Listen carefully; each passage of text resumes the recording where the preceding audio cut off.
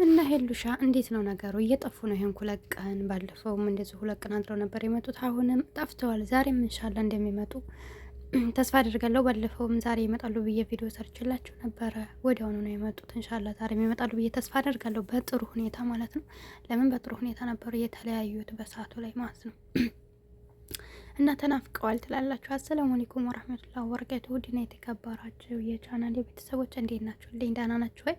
እኔ ያለሁ አልሐምዱሊላህ። ለቻናል አዲስ ከሆናችሁ ላይክ፣ ሸር፣ ሰብ እያረጋችሁ አበረታቱኝ። ከጎን የሆናችሁ ለምታበረታቱኝ ከልብ ነው ማመሰግነው።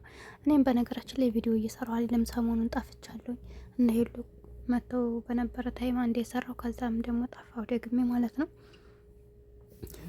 እና ለዛ ነው ትላላችሁ። እናንተ እንዴት ናችሁ? ልኝ ዳና ናችሁ ወይ ትላላችሁ? ሄሉና ያብ እርግጠኛ ነኝ ተደብቀው ፍቅራቸውን እያጣጣሙ ነው የሚሆነው። ኩረፍቶ ሄደው ይሆናል ሄደው እያሳለፉ ነው የሚሆነው። እና ያው እንግዲህ ምንም አይነት መልእክት አላስቀምጡልን ነው። እርግጠኛ ሲመጡ በጣም ይቅርታ ስለጠፋን እያሉ እንደሚመጡ ነው የማስበው። ከዚህ የተለየ ሌላ ነገር አይሉንም። ግን ያው ሲጠፉ መልእክት ቢያስቀምጡ እርግጠኛ ነው በጥሩ ሁኔታ ነው ዞሮ ወይ የሆነ መዝናኛ ቦታ ሄደው ነው ወይ ደግሞ ያልተመቻቸላቸው ነገር ሆኖ ነው 2 ቀናቸው ከጠፉ። እንዲሁም ሄሉም ጠፍታ ቀረች፣ ፍቅርም ጠፋች። ወይኔ ጉዴ! የኔ ወዲ ወንሶች በቃ ጠፉ። እኔ የምሰራባቸው ሰዎች ጠፉ። እኔም ደበረኝ። በፊት እንደ በፊቱ አይደለሁም። ፍቅርም የለችም ምስኪንዋ። የባለፈው መጣች። እንደው ሱብሃንአላህ አንዳንድ ጊዜ የሰው ልጅ ማለት ነው ካለብን ጭንቅ በላይ አንዳንድ ጊዜ ያለባችሁን ጭንቅት ከፈጣሪ ውጭ አትናገሩ የሚለው ነገር እውነት ነው። የእውነት ነው የምላችሁ። ብዙ ሰው የሚያቆስላችሁ ነው። እና ፍቅር አሁን ባለፈው ምንድን ነው ያለችው? ያኔ በቃ ያለችበት ሁኔታ ከባድ እንደሆነ ድጋሜም በቃ ባመነችው ሰው ችግር ውስጥ እንደገባች ብቻ ብዙ ነገር ነው። እና አሁንም በቃ እሷ እኔ ጥፋተኛ ላለመሆን ያው ታግሻለሁ ግን አልቻልኩም ብላ እንደዛ ትንሽ እንደማልቀስም ጀማምራ መታ ቪዲዮ ሰርታ ነበር። በቀጣዩ ቀን ደግሞ ያው አሌክስ ሞጥቶ ስለዚህ እኛ በሌላ ሰው ምክንያት መስሎን ነበር። በሌላ ሰው ምክንያት ሳይሆን ሌላም ጫና እንዳለባት ብለን ነበር ያሰብነው። ግን አሌክስ እሷ ምክንያት እየፈለገኝ ነው እንጂ እኔም ካሁን በኋላ አልመጣም ምናምን ብሏል። እንግዲህ ችግሩ ከማንኛቸው እንደሆነ አናቅም። ግን የሰው ልጅ ተሳስቦ መስራት ካለበት አያችሁት አይደል? አንዳንድ ጊዜ በእናንተ ተስፋ አድርጎ አንድ ሰው ሊሰራ ተነሳሽነት ይኖረዋል። እናንተም ደግሞ ይስራ ብላችሁ የሆነ መንገድ በር ታበጁለታላችሁ። ከዛ በኋላ እናንተና እሱ ካልተግባባችሁ እንኳን ይቅርና ያን እንዲሰራ የገፋፋችሁ ሰው እናንተም ራሱ ትወድቃላችሁ። እና ይህን ነገራችሁን ለመጠበቅ ሲባል ራሱ የሰው ላይ አንዱ ለአንዱ ነው አይደለም። በህይወታችን የሚኖርልን ሰው ወይም ደግሞ የምንኖርለት ሰው ሲኖረን የበለጠ ህይወት ታጓጓለች። እና ስራም በስራም የተገናኙ ሰዎች አብሮ በማደግ በብዙ ነገሮች እንዲሁም ደግሞ የህይወቱ አጋር ሲሆኑ እንደዚህ ነው። በቃ አንዱ ለአንዱ ነው። ገብቷቸዋል። ያን ሰው በእናንተ ምክንያት ደስተኛ ከሆነ ካላህ በተኝ ስበቡ ናችሁት።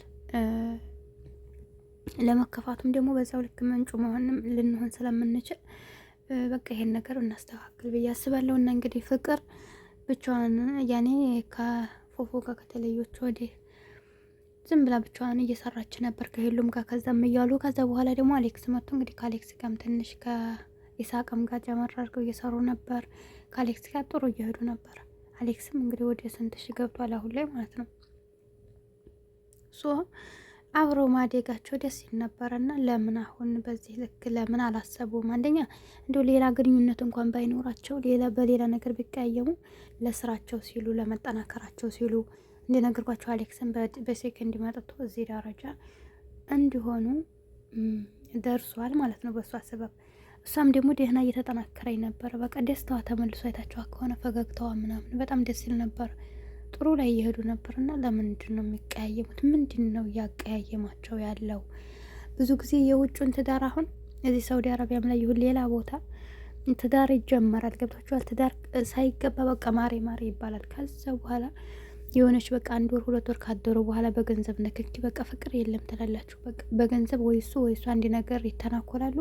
ከዛ በኋላ በቃ እንደተጨቃጨቁ ወይ አንድ ቀን ይለያያሉ ወይ ደግሞ በቃ ያለቻቸውን ጊዜ በጭቅጭቅ ሰላም አልባ ሆነው ያሳልፋሉ። ያ ማለት መንስኤው ምንድን ነው? እዚህ ሀገር ላይ ገንዘብ ነው ማለት ነው። በገንዘብ የተነሳ ነው። ወይ እሱ በላጭ ይሆናል ወይ እሷ በላጭ ይሆናል ወይ ደግሞ እሱ የኔ መንገድ ተከታይ ግዴታ ይላል ወይ ደግሞ እሷ የኔ መንገድ ተከተል ትላለች። ብቻ በብዙ ነገር ይቀያየማሉ እና በዚህ ሲባል ያው በገንዘብ ዙሪያ ትዳር እየተበላሸ ነው ትላላችሁ። ኢትዮጵያ ላይ ስንመለከት እንግዲህ በዩቱበሮች ዙሪያ ምን እያነካካቸው እንደው አላውቅም። በነገራችን ላይ እነሱም ላይ ገንዘብ ነገርም ሳይኖር አይቀርም። ለምን ባለፈው አይታችሁ ከሆነ ፈኪና አህሙ የሆነ ሰዓት ላይ የመጀመሪያ ሰዓት አብረው እየሰሩ እያለ እንዲሁም መጋረጃ መድረሽ እየተባባሉ በተጣሉበት ታይም ላይ አሁን እዛ ላይ በሂሳብ ነው እንግዲህ ከዛ ደረጃ ደርሰው የነበረው እና አንዳንድ ጊዜ ገንዘብ የሰው ልጅ በዚህ ደረጃ እንድትለያዩ ያደርጋቸዋልና ከጥቅም ይልቅ ነው የሰው ልጅ ነው የሚበልጠው። ቅድሚያ የሰው ልጅ ስላገኘን አይደለ ሰርተን ገንዘብ ለማግኘት የቻልነው።